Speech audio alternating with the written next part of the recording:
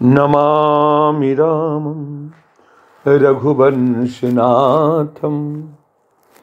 आज की परिचर्चा का विषय है धारा 370। धारा 370 जो जम्मू और कश्मीर में लगा हुआ था, वो धारा जो हिंदुस्तान से हिंदुस्तानियों को अलग कर रहा था। जम्मू कश्मीर के लोग भी हिंदुस्तानी थे, लेकिन धारा 370 के चलते वो हमसे अलग थे। उनकी एक अलग पहचान थी। जम्मू कश्मीर का एक अपना झंडा था। एक देश में दो निशान नहीं हो सकता। हमारे माननीय यशस्वी प्रधानमंत्री श्रीमान नरेंद्र दामोदर दास मोदी ने इस चीज को हटा दिया। कुछ राजनीतिक पार्टियां बहुत रोई। आखिर वजह क्या है? धारा 370 है क्या? इसके बारे में कुछ बिंदुओं पर हम आपसे चर्चा कर रहे हैं। धारा 370 की पहली बिंदु है, जम्मू कश्मीर की अगर कोई लड़की है जो पाकिस्तान के किसी लड़के से शादी करती है तो पाकिस्तान का लड़का जम्मू कश्मीर का नागरिक हो जाएगा। लड़की अपने घर में बनी रहेगी और वो यहां पर नौकरी कर सकता है, एमपी एमएलए बन सकता है, कलेक्टर डॉक्टर बन सकता है, यहां की जमीन कर सकता है। लेकिन वही लड़की अगर किसी हिंदुस्तानी लड़के से शादी करती है तो वो अपने बाप की संपत्ति से बेदखल हो जाएगी और वो हिंदुस्तानी वहां न जमीन खरीद सकता है, न वो वहां बिजनेस व्यापार कर सकता है, न वहां कलेक्टर डॉक्टर इंजीनियर किरानी कुछ भी नहीं बन सकता है, न वो पंचायत के चुनावों में खड़ा हो सकता है, न किसी को वोट दे सकता है। आप सोच सकते हैं कि धारा 370 जम्मू कश्मीर को हमसे दूर कर रहा था, हमसे छीन रहा था। अगर जम्मू कश्मीर की लड़की किसी हिंदुस्तानी से शादी करती है तो उसमें 35A लगा था। 35A का मतलब वो अपने बाप की संपत्ति से बेदखल हो जाएगी और वो लड़का जम्मू कश्मीर में नहीं आ सकता है। लेकिन वही लड़की अगर पाकिस्तान के युवक से शादी करती है, ध्यान दीजिए, तो उस लड़की की सारी सुख सुविधाएं बरकरार रहेंगी और वो पाकिस्तानी युवक जम्मू कश्मीर में आकर के अपना बिजनेस व्यापार चला सकता है। आप सोच सकते हैं हमारे देश के साथ धारा 370 कितना बड़ा छलावा था, एक गुलामी का प्रतीक था। उसको झटके से उठा करके हमारे यशस्वी प्रधानमंत्री श्रीमान नरेंद्र दामोदर दास मोदी ने फेंक दिया। उत्तर प्रदेश का चुनाव हो रहा है, लेकिन लोगों को यह नहीं मालूम है कि देश की सीमाओं पे क्या हो रहा है।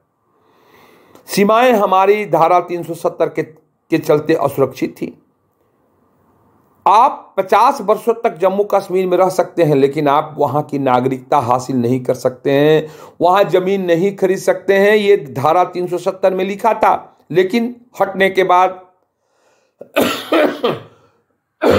धारा 370 हटने के बाद आप वहां जमीन खरीद सकते हैं, वहां व्यापार कर सकते हैं, वहां की लड़कियों से शादी कर सकते हैं, कलेक्टर बन सकते हैं, क्लर्क बन सकते हैं, मुखिया बन सकते हैं, सरपंच बन सकते हैं, सब कुछ बन सकते हैं। एक आम प्रांत की तरह बिहार और उत्तर प्रदेश की तरह आज जम्मू कश्मीर हो गया। हालांकि अभी वो यूनियन टेरिटरी है। वहां पर डिलिमिटेशन का काम हो रहा है।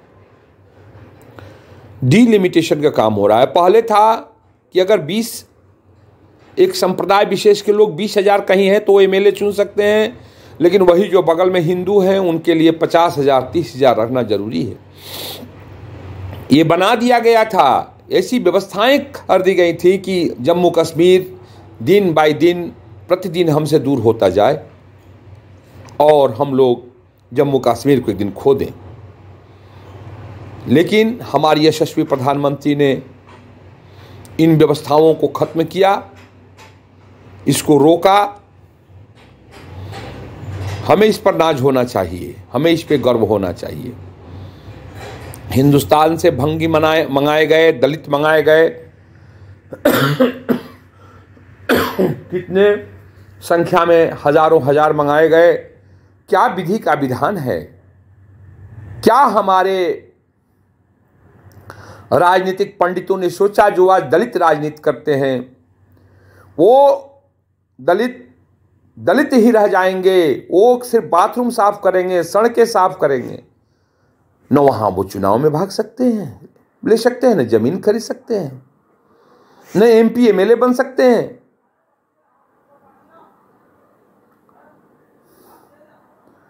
न वहां पर वो जमीन खरीद सकते हैं, ना वो सरकारी नौकरी प्राप्त कर सकते हैं। एमपी एमएलए बन सकते हैं, लेकिन वो मुखिया के चुनाव में खड़े नहीं हो सकते।